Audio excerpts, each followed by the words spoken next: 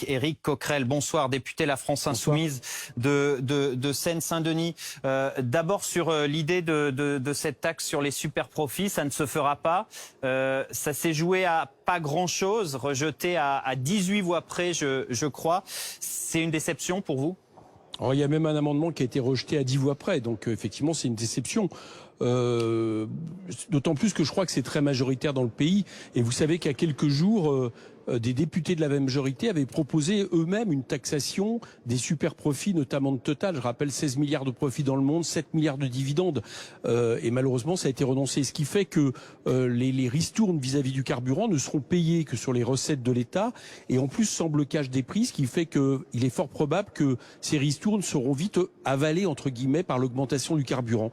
Je crois que les gens ne comprennent pas pourquoi ils ont des efforts à faire, pourquoi les PME, TPE payent plus d'impôts que les très grosses sociétés, pourquoi les très grosses sociétés sont aidées. Par exemple, les entreprises du CAC 40, c'est plus de 3 milliards d'impôts qu'ils auraient redistribués sous forme d'exonération. Et par contre, on n'arrive pas à les taxer quand ils font des profits dans des périodes de crise. C'est absolument anormal. Un mot des aides sur le carburant. Il y a donc, on en a parlé de ce deal avec Total et la remise de Total de 20 centimes. Et en parallèle, eh bien, ça avance pour l'aide gouvernementale, puisque la ristourne gouvernementale va passer de 18 centimes à 30 centimes à partir du mois de septembre. Le gouvernement qui a, on va dire, cédé à la pression des Républicains. Vous saluez quand même cette ristourne gouvernementale de 30 centimes à partir de la rentrée. Ça veut dire que dans certaines stations Total, on aura quand même du carburant à 1,50 € le litre. Ben on verra, parce que s'il y a une augmentation du carburant qui repart, puisque vous savez très bien qu'il y a un effet spéculatif à laquelle des pays producteurs, mais aussi auxquels participent les raffineurs, cette ristourne, on n'en verra pas la couleur. Je vous rappelle que la dernière ristourne qui a eu lieu de 18 centimes, un mois après, le prix du carburant était supérieur à ce qu'il était un mois avant. C'est-à-dire que la ristourne avait été avalée. Donc je pense que ça, c'est pas la solution.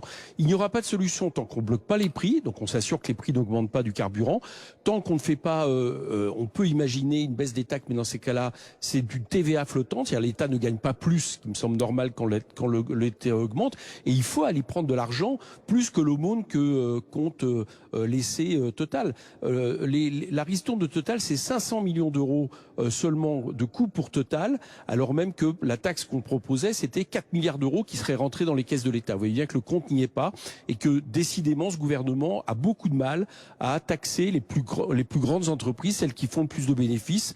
Bon, j'allais dire que c'est la marque de fabrique d'Emmanuel Macron. Autre information importante aujourd'hui, le vote de la suppression de la redevance télé. Ça y est, les députés ont voté en première lecture. La redevance télé qui sera remplacée donc pour le financement des médias publics, ce sera fait désormais via une partie des recettes de la TVA qui ira donc à l'audiovisuel public. Pourquoi vous vous opposiez à cette suppression de la redevance télé? Pourquoi, selon vous, c'est une mauvaise chose? Parce que c'est pas raisonnable. Tout le monde est d'accord qu'il faut revoir la redevance télé, la rendre plus progressive. Mais on aurait pu attendre de ce point de vue-là la loi de finances à la fin de 2022 pour prendre le temps ensemble de le faire. Là, c'est improvisé et l'effet induit est très clair. C'est-à-dire qu'on prend sur la TVA, qui est l'impôt le moins progressif qui existe, donc ça ne rend pas cet, entre guillemets, cet impôt plus juste. Et puis en plus de ça, on va prendre 3,7 milliards sur la TVA. Mais ces 3,7 milliards, ils servent aujourd'hui à quelque chose. Ils servent très certainement à payer des enseignants, à payer des hôpitaux, à payer des policiers, etc. Donc moi, je voudrais savoir une chose, c'est que ces 3,7 milliards qui sont pris sur la TVA, sur quoi vont-ils être pris?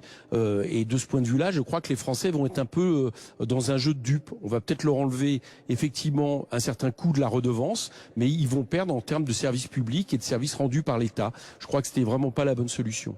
Une question d'Alexis Cuvillier. Bonjour Monsieur Coquerel, Alexis Cuvillier du service politique.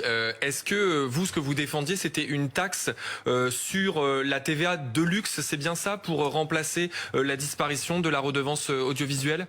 Non, ça c'était ce qu'on appelle nous un amendement de repli, c'est-à-dire qu'une fois qu'on avait admis que c'était sur la TVA, on avait expliqué que au moins ça devrait être sur la TVA de luxe et pas sur la TVA en général.